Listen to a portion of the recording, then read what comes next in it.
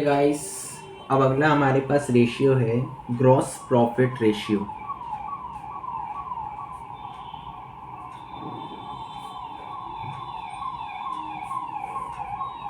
इसका फॉर्मूला होता है ग्रॉस प्रॉफिट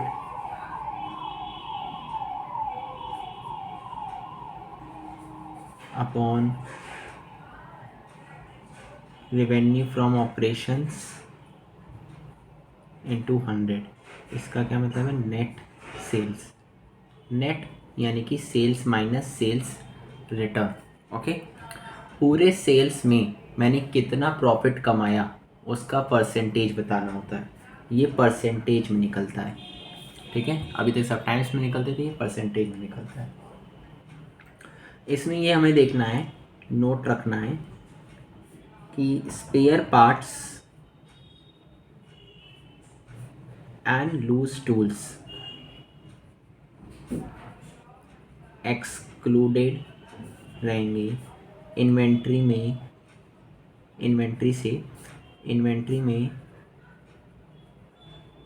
कंसिडर नहीं किए जाएंगे। तो इन्हें माइनस कर देना है हमें। लूज टूल्स और स्पेयर पार्ट्स अगर आ जाते हैं तो क्लियर है। अब हम ट्रेडिंग एंड पीएल अकाउंट बनाते थे।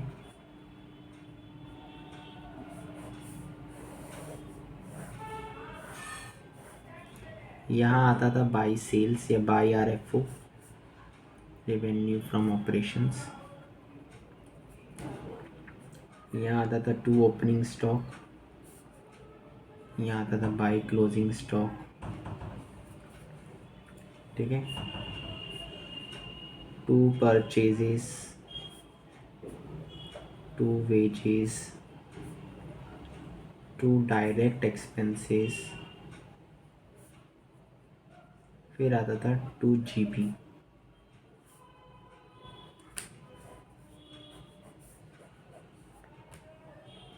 ठीक है, तो ये है मेरा, इस पूरे में से ये खर्चे हैं, इसमें से हम क्लोजिंग स्टॉक को भी माइनस कर देंगे तो हमारे पास कॉस्ट आ जाएगी, cost of revenue from operations. Very good. अब रेवेन्यू फ्रॉम ऑपरेशंस में से हम cost of revenue from operations हटा देंगे तो हमारे पास जीपी आ जाएगा। Very good.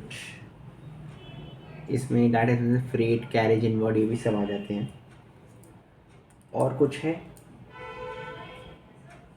कोई इसका आइडियल स्टैंडर्ड नहीं बताया गया है कितना होना चाहिए ग्रॉस प्रॉफिट रेशियो। जितना ज़्यादा हाई प्रॉफिट होगा उतना अच्छा मतलब बिजनेस काम कर रहा होगा, जितना लो होगा उतना कम काम कर रहा होगा। बस इतना ही है। अब हम लोग क्वेश्चंस पे चलते हैं। देखो, एक ट्रिक बताएंगे ग्रॉस प्रॉफिट निकालने के लिए। माइंड में मैपिंग करना, ट्रेडिंग अकाउंट बनाना, बहुत आसानी से निकल जाएगा।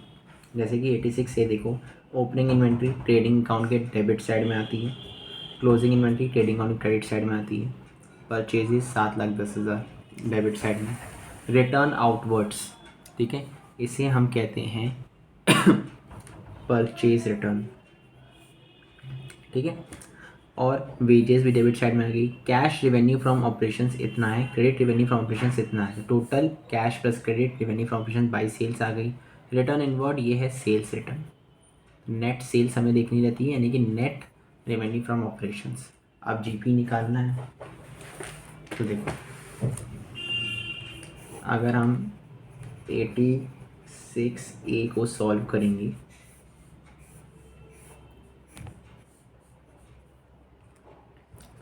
तो टू ओपनिंग इन्वेंट्री आप चाहें तो अकाउंट भी बना सकते हैं, आप चाहें तो डायरेक्ट ऐसे लिख भी सकते हैं, कोई दिक्कत नहीं है। By sales by closing inventory to purchases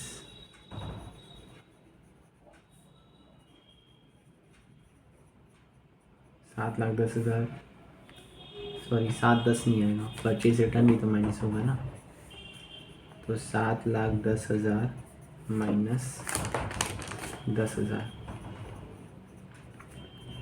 ये आ गए 7 लाख, वेजेस है 80,000 और बाई सेल्स है cash plus credit minus sales return, तो 3,45,000 प्लस 6,30,000 माइनस 25,000, 9,50,000 का सेल्स आ गया। ठीक है, स्लो लगे तो 2x पे देख लेना।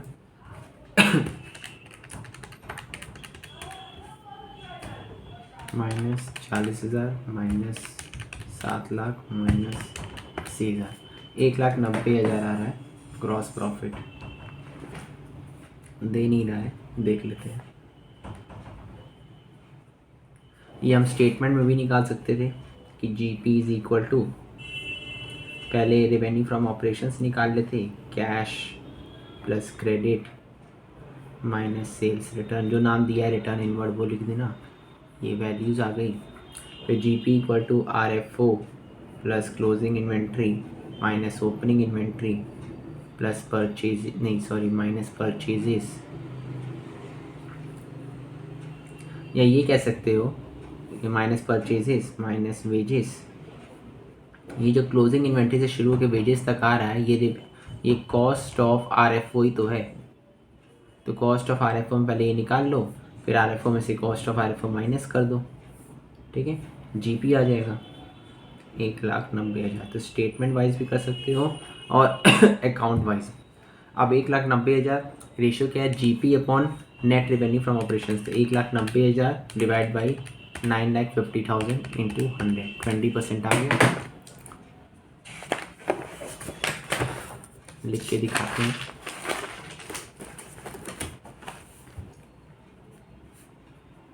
एक लाख जीपी रेशियो 90,000, फिर 9,50,000 into 100, 20% answer. Done, easy. Same way में 86B करेंगे, इस बार हम पूरा कैलकुलेटर पे करके दिखा रहे हैं आपको। कैश रेवेन्यू फ्रॉम ऑपरेशंस दे दिया है, क्रेडिट दे दिया, टोटल रेवेन्यू फ्रॉम ऑपरेशंस आ गया, सेल्स रिटर्न दे दिया, माइनस कर देंगे। तो रेवेन्यू फ्रॉम ऑपरेशंस पहले निकालते हैं, 4,20,000 कैश, 6 लाख क्रेडिट माइनस 20,000, तो 10 लाख का आ गया revenue from operations. Sorry 10 lakh का है ना, 3,6। Cost of revenue from operations इतना दे दिया, तो रेवेन्यू फ्रॉम ऑपरेशंस में से cost of revenue from operation घटाएंगे तो जीपी आ जाएगा। तो ये कितना आ जाएगा, 10 लाख में से 7,50,000 माइनस कर दो, 2.5 लाख का मेरा प्रॉफिट आ गया। ठीक है। अब फॉर्मूला क्या कहता है, GP upon RFO, net RFO, ये नेट RFO है, इंटू 100, तो 2.5 lakh divide by 10 lakh into 100, 25% answer आ गया। समझ गए, बहुत ही easy. Thank you. 87 cash plus credit, cash दे रहा है being 20% of total revenue from operations, वही वाली चीज़ है जो भी पुरानी किए थे। परचेजेस दे दिया है 2,20,000 का, excess of opening inventory over closing inventory, तो opening inventory is equal to closing inventory पे एक्सेस है ना, तो closing inventory plus 14,000 is equal to opening inventory. Clear है। तो सबसे पहले हम ये रेवेन्यू फ्रॉम ऑपरेशंस को कैलकुलेट कर लेते हैं। अब रेवेन्यू फ्रॉम ऑपरेशंस को हम लिख सकते हैं cash revenue from operations plus credit revenue from operations. Cash को हम लिख सकते हैं 20% ऑफ रेवेन्यू फ्रॉम ऑपरेशन, जो कि टोटल है, plus credit revenue from operations, revenue from operations, revenue from operations minus 20% of revenue from operations, और credit का हमें दिया है 2 लाख, 40,000। रेवेन्यू फ्रॉम ऑपरेशंस को x मान लेते तब भी हो जाता। ये 100 माइनस 20 80%।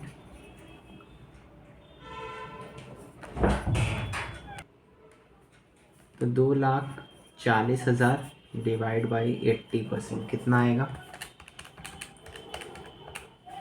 3 लाख।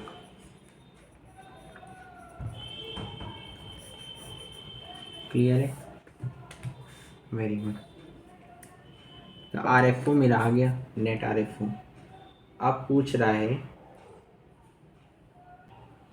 देखो अच्छा है, थोड़ा सा घुमाया है हमें। अगर हम पूरे रेवेन्यू फ्रॉम ऑपरेशंस में से cost of revenue from operations को हटा देंगे तो GP आ जाएगा।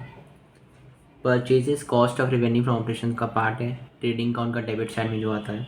ठीक है, हम क्या लिखते हैं cost of revenue from operation में? यहाँ पे जो भी है उसको लिख देते हैं। देखो क्या क्या लिखेंगे। परचेजेस ऐड हो जाएगा, एक ओपनिंग इन्वेंट्री यहाँ पे दी है, और फिर हम क्लोजिंग इन्वेंट्री को माइनस कर देते हैं। समझ में आ रहा है? परचेजेस हमारे पास 2,20,000 है। अब ये देखो, इसकी वैल्यू जो है हमें दी हुई है, हमारा ये निकला था ओपनिंग इन्वेंट्री क्लोजिंग इन्वेंट्री। तो इसको हम ऐसे भी तो लिख सकते हैं,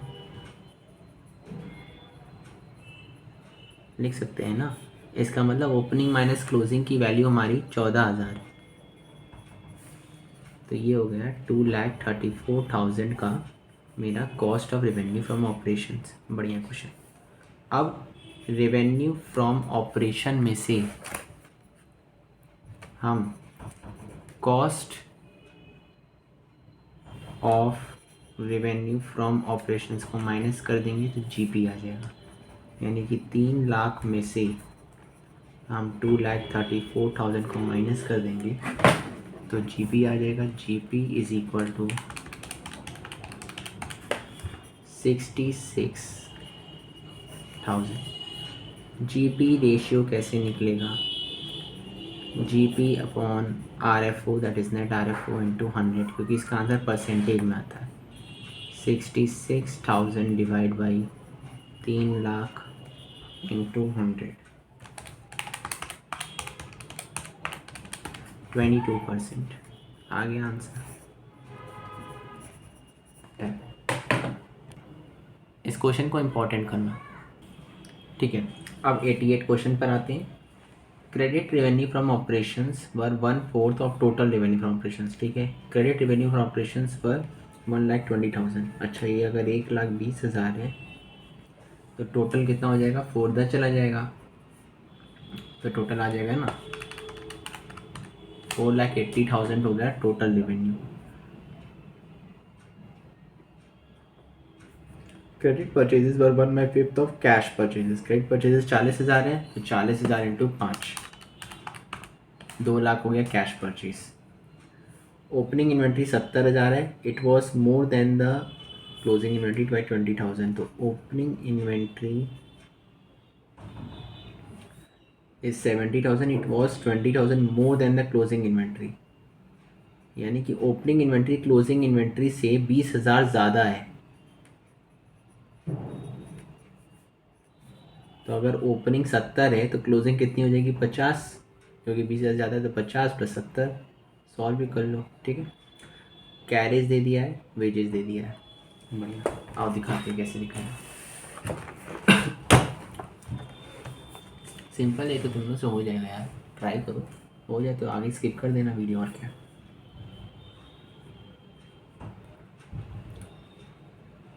क्रेडिट RFO जो है 1/4 है ऑफ टोटल RFO, या सिर्फ RFO जो नहीं है। क्रेडिट RFO है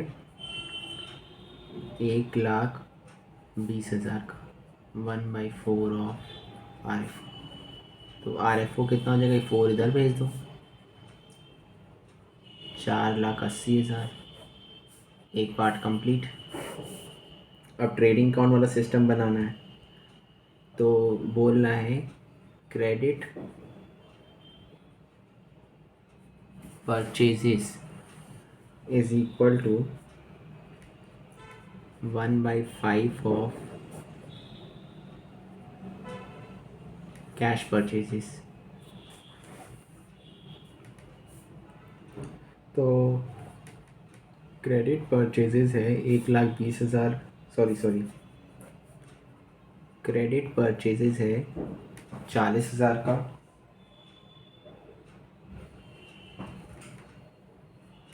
और ये 1/5 ऑफ कैश परचेजेस है। तो कैश कितना है,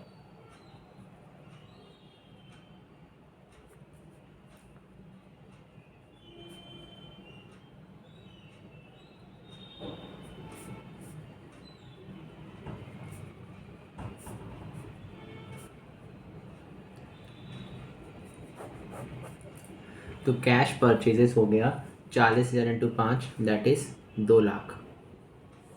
ठीक है। अब जो है तो टोटल परचेजेस कितना हो गया जो ट्रेडिंग अकाउंट के डेबिट साइड में आएगा, कैश प्लस क्रेडिट। कैश कितना है 2 लाख, क्रेडिट कितना है 40,000, ये हो गया 2,40,000। क्लियर है? अब डायरेक्ट निकाल के देखें। देखो ट्रेडिंग अकाउंट इमेजिन करो और करते जाओ। ठीक है। देखो परचेजेज आएगा डेबिट साइड में, पर 2,40,000 प्लस किया। फिर देखो ओपनिंग इन्वेंट्री आएगा 70,000 का, फिर कैरेज आएगा 15,000 का, फिर 45,000 की वेजेस, फिर माइनस करेंगे 50,000 की क्लोजिंग इन्वेंट्री। क्लोजिंग इन्वेंट्री नहीं बताया ना मैंने कैसे आई, बुक में बताई थी। तो लिखा है opening inventory is equal to closing inventory plus 20,000। अगर ओपनिंग इन्वेंट्री तुम्हारी 70,000 है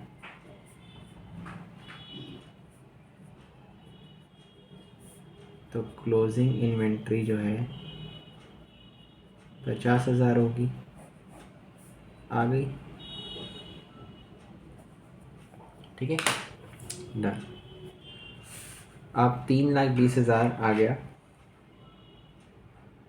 रुको, और माइनस ट्रेडिंग क्रेडिट साइड में वो भी तो आएगा टोटल RFO जो कि है 4,80,000, यानी कि 1,60,000 का माइनस में आया, हम माइनस दबा दी प्लस हो गया, तो 1,60,000 का GP है। अब ये अकाउंट भी बना के दिखा दे रहे हैं, उसमें कैसे आएगा। GPR निकालना है तो 4,80,000 इंटू 100, 33.33% आ गया। डन। अकाउंट बना के देख लो।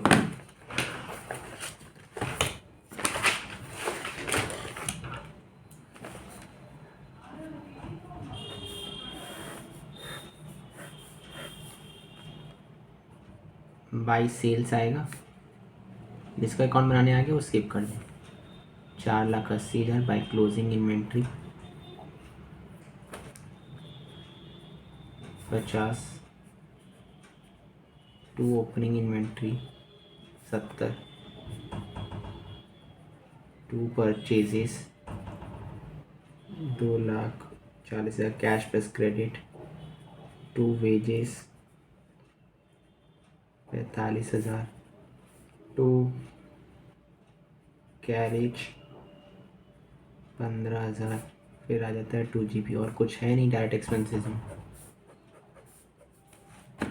ये आ जाएगा 480 प्लस 50, 5,30,000।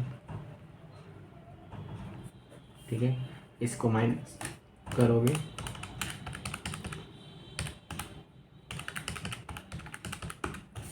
एक 1,60,000 आ गया। ठीक है डन, यही मैंने डायरेक्ट करवा दिया। एग्जाम बना लेना अकाउंट, या वैसे लिख के कर देना स्टेटमेंट वाइज। आ जाओ नेक्स्ट क्वेश्चन पे 89A। A company earns a gross profit of 25% on cost। 25% on cost है, इसका मतलब ये 1/4 ऑन कॉस्ट होगी। तो ऑफ सेल्स कितना होगा, मैंने कहा था कॉस्ट से सेल्स जाते वक्त प्रॉफिट ऐड होता है, तो ये ऊपर वाला पार्ट प्रॉफिट है, तो 4 + 1 1/5 ऑफ सेल्स, यानी कि 20% ऑफ सेल्स हो जाएगा। If it's credit revenue from operations are twice it's cash revenue from operations. ठीक है, if the credit revenue from operations are 8 lakh, calculate the gross profit ratio of the company. इससे easy क्या ही होगा question में। देखो तो खुद से सॉल्व करो, फिर पॉज करके मतलब फिर देख लेना। तो जीपी जो है 25% ऑन कॉस्ट है, इसको हम लिख सकते हैं 1/4 on cost. 1/4 plus 1 on sales आ जाएगा, which is 20% on sales. 1/5 into 100 20%। ठीक है, देखते हैं ज़रूरत पड़ी इसकी या इसकी, जिसकी ज़रूरत पड़ी। अब कह रहा है क्रेडिट RFO, दिख रहा है ना, ब्लर तो नहीं है, is equal to 2 times of cash RFO। Credit RFO कह रहा है 8 लाख है, तो कैश RFO कितना होगा? 4 लाख। ठीक है, RFO का मतलब होता है total RFO, cash RFO plus credit RFO, ये टोटल RFO।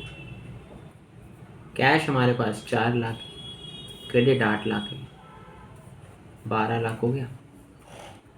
जीपी रेशियो का एक पार्ट निकल गया, अब ग्रॉस प्रॉफिट चाहिए। ठीक है, अगर RFO में से जीपी हटा दें तो कॉस्ट ऑफ RFO आता है।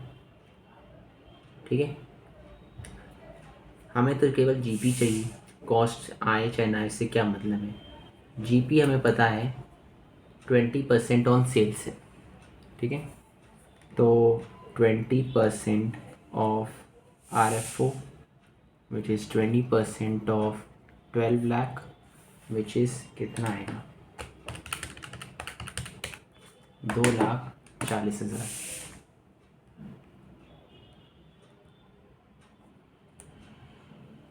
ठीक है,